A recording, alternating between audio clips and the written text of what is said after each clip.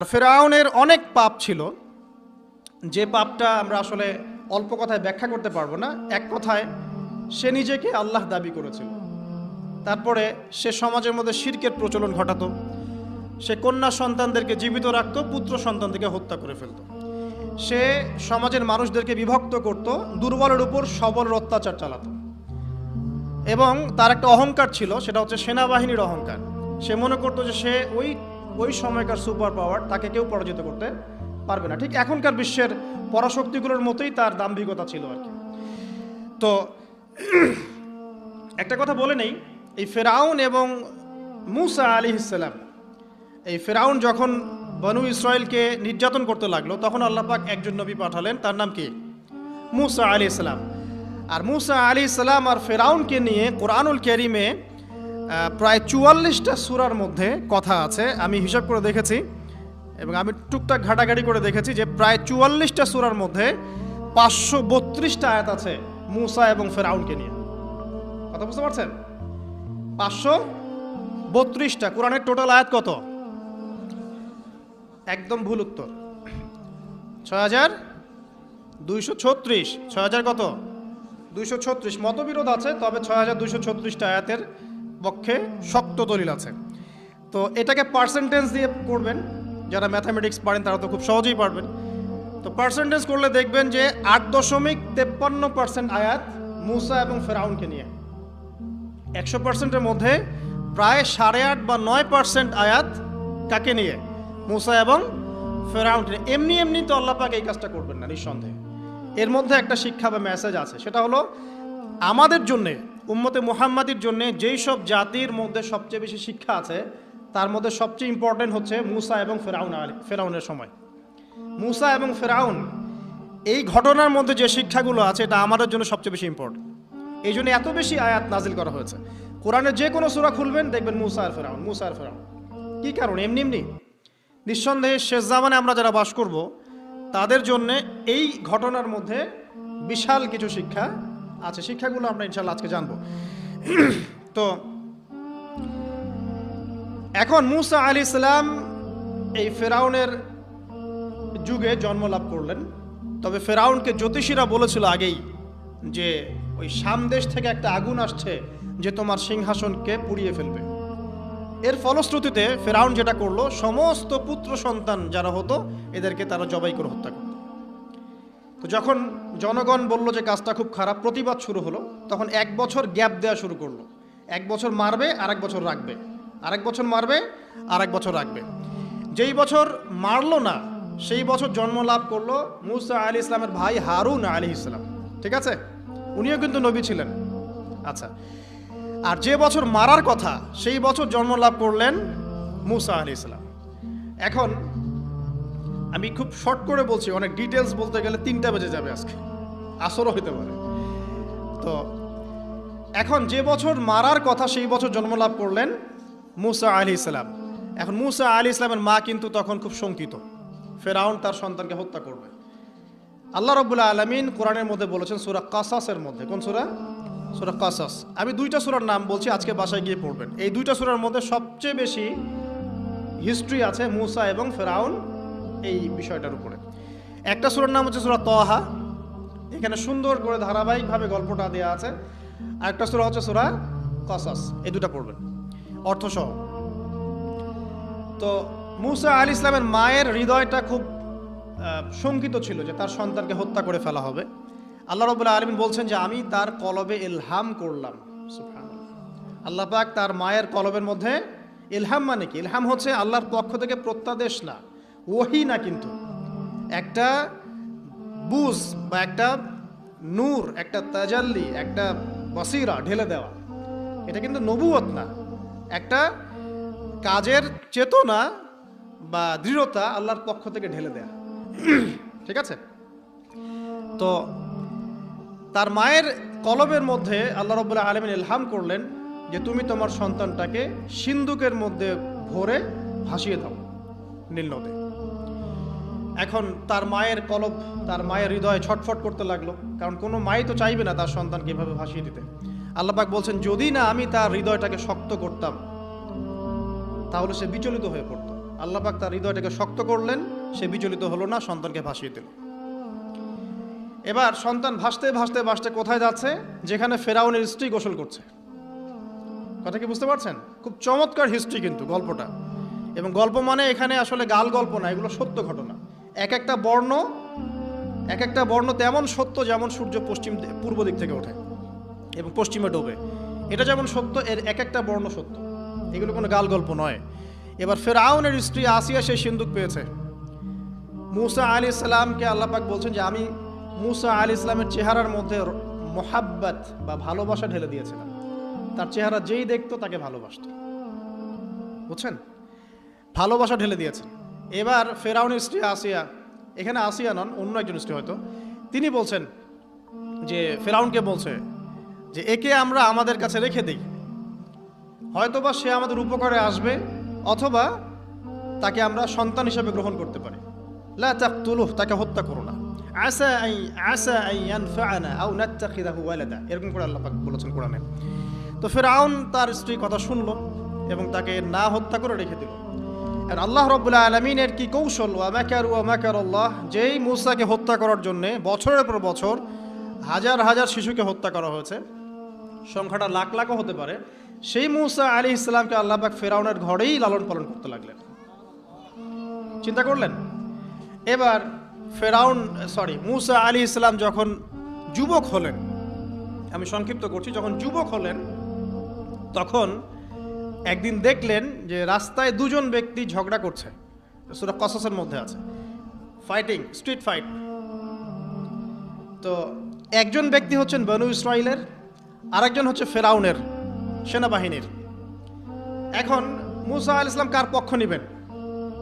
তিনি বনু ইসরাইলের পক্ষ নিলেন। তিনি গিয়ে তাকে বাঁচানোর চেষ্টা করলেন এবং শুধু একটা ঘুষি দিয়েছেন, ফাওয়াকাযাহু, একটা ঘুষি, ফাকাদা আলাইহি, এবং এই একটা ঘুষিতেই সেই ব্যক্তি ডেড। এটা কোরআনে আছে সূরা কসস। তার মানে কোরআন দলিল দিচ্ছে যে মানুষের বডিতে এমন এমন পার্টস আছে, এমন এমন জায়গা আছে যেখানে একটা ঘুষি মারলেও মানুষ মারা যেতে পারে। কি বুঝলেন? যারা মার্শাল আর্ট শিখেছেন বা শিখছেন তারা এটা আরো ভালো বুঝবেন। মানুষের এই বডিতে এমন অনেকগুলো জায়গা আছে, 7টা বা 8টা বা 10টার মতো, যেখানে একটা ঘুষি দিলেও মানুষ মরতে পারে।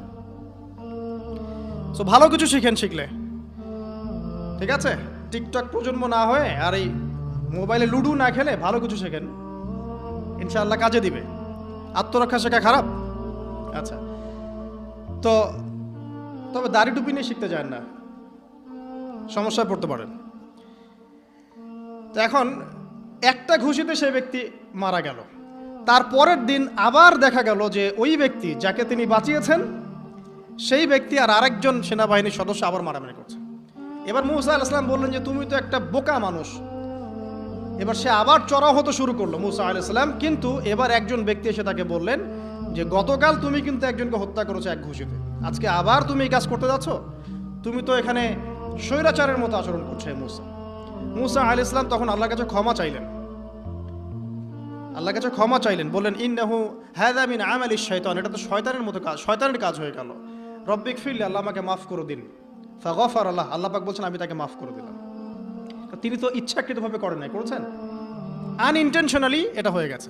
কিন্তু এখন ফেরাউন মূসা আলাইহিস সালামকে ধাওয়া করতে শুরু করলো, কারণ ফেরাউনের দৃষ্টিতে মূসা আলাইহিস সালাম একটা মার্ডার করেছেন তার দৃষ্টিতে, কিন্তু মূসা আলাইহিস সালাম তো আর এটা করেন নাই, ইচ্ছা করে এটা হয়নি, অ্যাক্সিডেন্টলি হয়ে গেছে। এখন মূসা আলাইহিস সালামকে এক ব্যক্তি এসে বলল তুমি এখান থেকে তাড়াতাড়ি পালাও, এই মিশরে থাকলে ফেরাউন তোমাকে ধরে এখন শাস্তি দিবে। এখন মূসা আলাইহিস সালাম বাধ্য হয়ে মিশর থেকে চলে যাচ্ছেন কোথায়? মাদিয়ান। কোন জায়গা? মাদিয়ান। এটাও আরবের মধ্যে একটা জায়গা, যেই জায়গার নবী হচ্ছেন শুআইব আলাইহিস সালাম। কি নাম? আচ্ছা, এবার শুআইব আলাইহিস সালামের সেই কওমে মূসা আলাইহিস সালাম গেলেন, না খাবার আছে, না পানি, না কাপড়, কিছুই নাই, একদম রিক্তহস্ত। সেখানে গিয়ে তিনি দেখলেন যে এমনই একটা জলাশয়, হয়তোবা আল্লাহ ভালো জানেন, সেই জলাশয়ের কাছে কিছু মানুষ পানি পান করাচ্ছে গবাদি পশুদেরকে। আমি কি বুঝাতে পারছি? আচ্ছা, তো দূরে দুজন মেয়ে দাঁড়িয়ে আছে, এই দুজন মেয়ে অনেকক্ষণ থেকে দাঁড়িয়ে আছে, তারা পানি পান করাতে পারছে না। মূসা আলাইহিস সালাম অনেকক্ষণ থেকে অবজার্ভ করছেন যে মেয়ে দুটো পানি পান করাতে পারছে না গবাদি পশুদেরকে। তিনি প্রথমে একটু অস্বস্তি বোধ করলেন, তারপরে আবার গেলেন তাদের কাছে, গিয়ে বললেন কি সমস্যা। তখন সেই মেয়েরা বলল, যতক্ষণ পর্যন্ত আমার কওমের লোকেরা এখান থেকে সরে যায় না ততক্ষণ আমরা পানি পান করাতে পারি না, কারণ আমরা দুর্বল, মেয়ে মানুষকে টাইম দিচ্ছে না আর কি। আর এদিকে আমাদের বাবা অত্যন্ত বৃদ্ধ মানুষ, বাসায় পড়ে আছেন একা। তখন মুসা আলাইহিস সালাম যুবক ছিলেন এবং তিনি কিন্তু শক্তিশালী ছিলেন, কওয়িউন আমিন, বিশ্বস্ত এবং শক্তিশালী। ওই যে এক ঘুষিতে মানুষ মারা মানুষ, কি মনে করছেন? তো তিনি এবার ওই গবাদি পশুদেরকে নিয়ে এসে পানি পান করালেন। পানি পান করিয়ে তিনি একটা গাছের ছায়ায় গিয়ে বসলেন। এই প্রত্যেকটা কথা কিন্তু কোরআনে আছে, প্রতিটা কথাই। সূরা কসস পড়েন, সূরা তাহা পড়েন। গাছের ছায়ায় বসে তিনি একটা দোয়া করছেন, এবার হাত উঁচু করে দোয়া করছেন, রব্বি, হে আমার প্রতিপালক, ইন্নী লিমা আনজালতা ইলাইয়া মিন খায়রিন ফাকির, হে আল্লাহ, আপনি আমার প্রতি যে রহমত বা যে করুণা বর্ষণ করবেন এর জন্য আমি ফকির হয়ে বসে আছি। দোয়ার ভাষাটা শুনছেন? আল্লাহ, আপনি আমার প্রতি যে করুণা বর্ষণ করবেন আমি এর জন্য ফকির হয়ে বসে আছি। তো প্রত্যেকটা নেক কাজ করার পরে এরকম দোয়া করা সুন্নত, দোয়া কবুল হয়ে যাবে ইনশাআল্লাহ। দোয়া সাথে সাথে কবুল হয়ে গেল। এখন ওই দুইজন মেয়ের মধ্যে একজন মেয়ে হেঁটে হেঁটে আসছে। ওই মেয়ে কিভাবে হেঁটে এসেছে সেটাও কোরআন বলেছে, কিভাবে হেঁটে এসেছে সেটাও কোরআনে বলেছে সূরা কসাসের মধ্যে। সূরা কসাসে আল্লাহ পাক বলছেন, ওই দুইজন মেয়ের মধ্যে একজন হেঁটে হেঁটে আসলো লাজুক পায়ে। কেমন পায়ে? লাজুক পায়ে। যেই চলাফেরা আপনি এখনকার মেয়েদের মধ্যে দেখতে পারবেন না। এখনকার মেয়েদের হাঁটার মধ্যে লজ্জা আছে, লজ্জাশীলতার সাথে লাজুক ভঙ্গিতে সেই মেয়ে হেঁটে হেঁটে আসলো। আল্লাহ পাক সেই কথাটাও কোরআনে বলেছেন।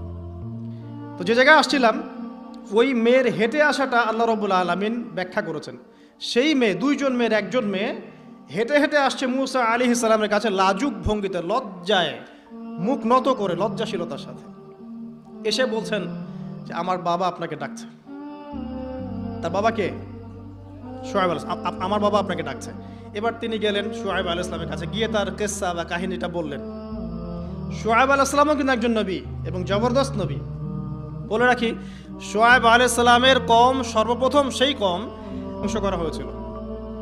সর্বপ্রথম পৃথিবীতে ভূমিকম্প দিয়ে যে কওমকে ধ্বংস করে দেওয়া হয়েছে সেটা হচ্ছে শুআয়ব আলাইহিস সালামের কওম। আর তিনটা বড় বড় ভূমিকম্প আমাদের সামনে অপেক্ষাও করছে শেষ জামানায়। তিনটা হবেই, একটা পৃথিবীর পশ্চিম দিকে, একটা পৃথিবীর পূর্ব দিকে। আর পূর্ব দিক বলতে কিন্তু আমাদের দিক, Indonesia, Malaysia, Bangladesh, Pakistan, Sri Lanka, India, এই পুরো জায়গা হচ্ছে পূর্ব দিক। আর পশ্চিমা সভ্যতা তো বোঝেন, পশ্চিম কোন দিকে। আর একটা হবে পৃথিবীর মাঝখানে। মাঝখান কোনটা? এই যে জাজিরাতুল আরব, এখানে একটা হবে। এটা হবেই, কোনো বিজ্ঞানী ঠেকাতে পারবে না। তো শুআয়ব আলাইহিস সালামের কওম সেই কওম যাকে ভূমিকম্প দিয়ে ধ্বংস করা হয়েছিল। তো এখন মুসা আলাইহিস সালাম তার কাছে গিয়ে তার ঘটনাগুলো বললেন। শুআয়ব আলাইহিস সালাম তাকে বললেন, ঠিক আছে, আমার মেয়ের একটা দাবি। আমার মেয়ে বলেছে যে তুমি হচ্ছ বিশ্বস্ত এবং শক্তিশালী, তোমাকে যেন আমি আমার কাজে নিয়োগ করি। আসলে মেয়ে বাবাকে ইঙ্গিত একটা মানে মনের ভাব ব্যক্ত করেছে আর কি। তখন তার বাবা সেই ভাবটা বুঝতে পেরেছেন। তিনি বলেছেন, ঠিক আছে, আমি আমার এই মেয়ের সাথে তোমাকে বিয়ে দিব। শর্ত কি? শর্ত হচ্ছে তোমাকে 8 বছর আমার এখানে কাজ করতে হবে। 8 বছর, কত বছর? 8 বছর কাজ করার বিনিময়ে আমি তোমাকে আমার মেয়ের সাথে বিয়ে দিচ্ছি।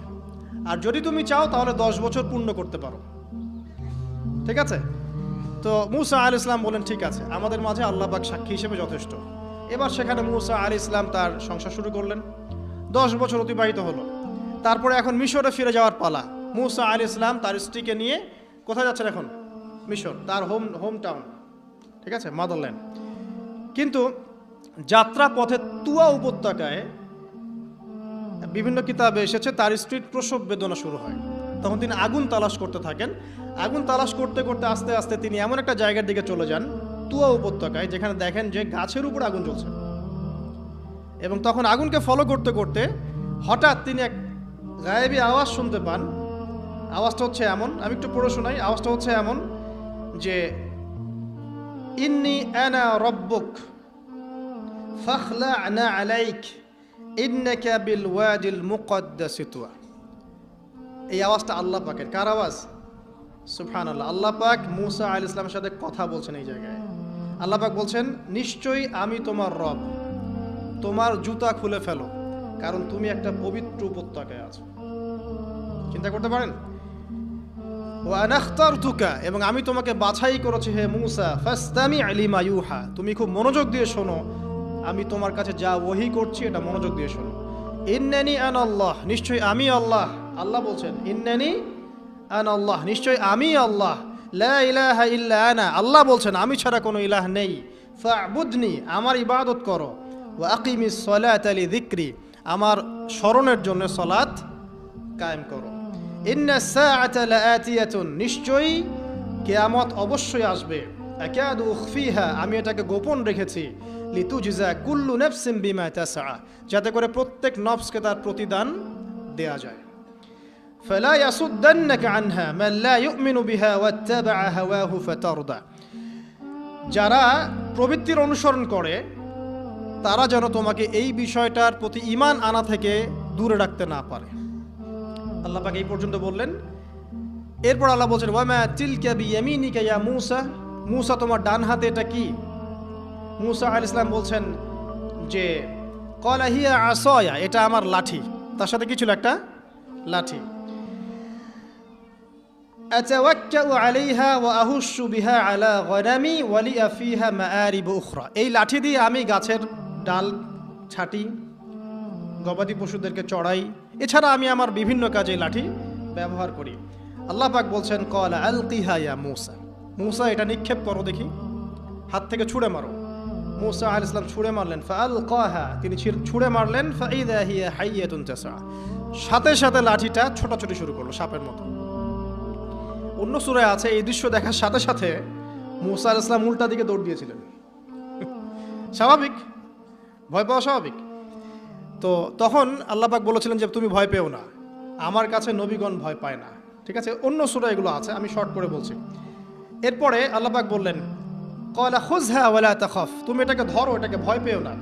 সানুঈদুহা সিরাতাহাল উলা, তুমি ধরা মাত্রই সেটা আবার লাঠিতে রূপান্তরিত হবে। আরেকটা কাজ করো, ওয়াদমুম ইয়াদাকা ইলা জানাহিক, তোমার হাতটাকে বগলের নিচে নিয়ে যাও। তাখরুজ বাইদা মিন গায়রি সু, এটাকে বের করো, তারপর দেখবে এটা স্বচ্ছ আলো প্রদান করবে। সুবহানাল্লাহ, বগলের মধ্যে হাত নিয়ে আসো, হাতটাকে বের করো, দেখবে হাত থেকে স্বচ্ছ আলো বের হবে। এই দুইটা মুজিজা আল্লাহ পাক তাকে দিলেন। আয়াতান উখরা, এটা আরেকটা নিদর্শন। তো এখানে কি হলো? মূসা আলাইহিস সালাম নবুয়ত পেলেন। Shortcut key? মূসা আলাইহিস সালাম কি পেলেন? নবুয়ত পেলেন। নবুয়ত পাওয়ার সাথে সাথে আল্লাহ পাক তাকে দুটো মুজিজা দিলেন। একটা হচ্ছে লাঠি, আর একটা কি? হাত বগল থেকে বের করলেই কি হবে? আলো বের হয়ে যাবে। এবার তার ডিউটি কি? আল্লাহ পাক ডিউটি দিচ্ছেন তাকে যে ইযহাব ইলা ফিরআউনা ইন্নাহু তাগা, এবার তোমার কাজ হচ্ছে তুমি ফেরাউনের কাছে যাবে, কারণ ফেরাউন সীমা লঙ্ঘন করেছে।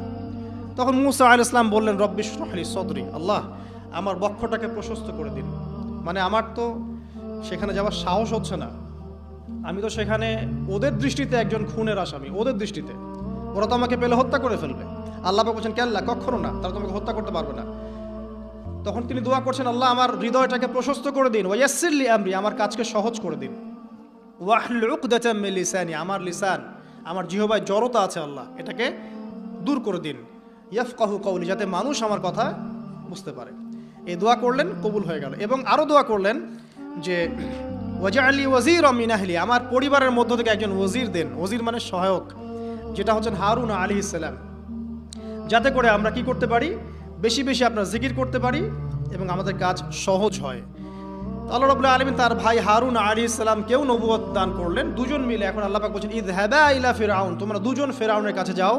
ইন্নাহু তাগা, সে সীমা লঙ্ঘন করেছে। তবে ফাকুলা লাহু কাওলাল লাইয়িনা, তার সাথে নরম সুরে কথা বলো। লাআল্লাহু ইয়াতাযাক্কারু আও ইয়াখশা, হয়তোবা সে উপদেশ গ্রহণ করবে অথবা আল্লাহকে ভয় করতে পারে। তো ডিউটি দেয়া হলো যে তোমাদের কাজ এখন এটা, এবং তোমাদের ভয় পাওয়ার কোনো কারণ নাই, সে তোমাদের কোনো ক্ষতি করতে পারবে না। তার কাছে যাও, মুজিজা দেখাও, আল্লাহর দিকে দাওয়াত দাও, লা ইলাহা ইল্লাল্লাহ। যদি সে দাওয়াত কবুল করে আলহামদুলিল্লাহ, যদি না করে তাহলে আমি আল্লাহ তার জন্য যথেষ্ট। এবার শর্ট করে নিয়ে আসি, মূসা আলাইহিস সালাম সেখানে গেলেন, যাওয়ার পরে ফিরআউনকে দাওয়াত দিলেন। তো ফিরআউন বলছে ক্বালা ওয়া মা রাব্বুকুমা ইয়া মূসা, কোন রবের কথা বলছো? আমি তো মা আলিমতু মিন ইলাহিন গায়রি, আমি তো জানি না, আমি ছাড়া তোমাদের কোনো ইলাহ আছে আমি তো এটা জানি না। এটা কার কথা?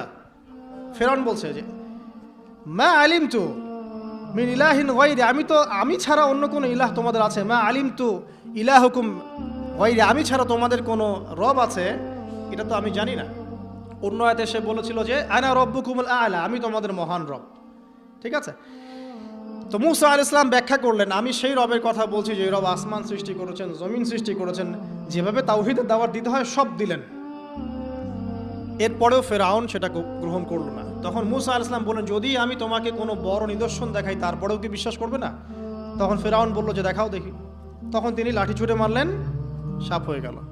এই দৃশ্য থেকে ফেরাউনের পরিবারের সবাই ভয় পেয়েছিল, কিন্তু পলিটিক্যাল স্বার্থে ফেরাউন বলেছিল যে সে একজন বড় জাদুকর, জনগণকে তো বোঝাতে হবে কিছু, নিজে ভয় পেলেও জনগণকে তো কিছু বোঝাতে হবে।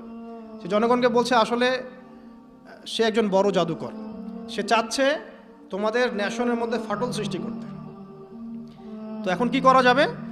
পরামর্শ করা হলো, তার কাছের কিছু মানুষ থাকে না, তার মন্ত্রী পরিষদ যারা শয়তানিতে পিএইচডি করেছিল আর কি, তার ওকে পরামর্শ দিল যে একটা কাজ করা যাক, একটা বড় ময়দানে যাওয়া যাক, সেখানে আমরা বড় বড় জাদুকরদেরকে ডাকবো, এখানে একটা জাদুর ব্যাটল হবে, মোনাজারা হবে জাদুর। সব বড় বড় জাদুকরকে ডাকা হলো মিশরের, এবং বলে রাখি যে জাদুবিদ্যা কিন্তু সত্য, সুলাইমান আলাইহিস সালামের সময় থেকে এটা চলে আসছে। হারুত এবং মারুত ফেরেশতাকে কিন্তু এর মধ্য দিয়ে পরীক্ষা করা হয়েছে মানব জাতিকে। যাই হোক, তো জাদু থেকে বাঁচার জন্য কোরআন এবং সুন্নাহর যে দোয়া কালামগুলো আছে এগুলো নিয়মিত পড়বেন ইনশাআল্লাহ। আল্লাহ পাক আমাদেরকে হেফাজত করুন, আমিন। তো আমি শর্ট করছি। তো এবার জাদুকররা একদিকে, মূসা আলাইহিস সালাম একদিকে। তো মূসা আলাইহিস সালামকে তারা বলছে তুমি আগে ছুঁড়ে মারবে না আমরা ছুঁড়ে মারবো। মূসা আলাইহিস সালাম বলছে বাল আলকু, তোমরা ছুঁড়ে মারো। তখন তারা যখন তাদের লাঠিগুলো ছুঁড়ে মারলো, এগুলো সাপ হয়ে গেল। এটা কি চোখের ভেলকিবাজি ছিল? আল্লাহ পাক এই জাদুটাকে বলেছেন কোরআনে সিহরুন আযীম, বড় একটা জাদু করেছিল তারা, মানে তারা জাদুবিদ্যায় খুব পারদর্শী ছিল। এখন যেমন সায়েন্সের যুগ, তখন কিন্তু জাদুবিদ্যার যুগ ছিল। ঠিক আছে, তো মূসা আলাইহিস সালাম তারপর কিছুটা ভয় পেয়ে গেলেন। আল্লাহ পাক বলেন তুমি ভয় পেও না, বরং তোমার লাঠি ছুঁড়ে মারো, ইন্নাকা আনতাল আ'লা, তুমি বিজয়ী হবে ইনশাআল্লাহ তাআলা।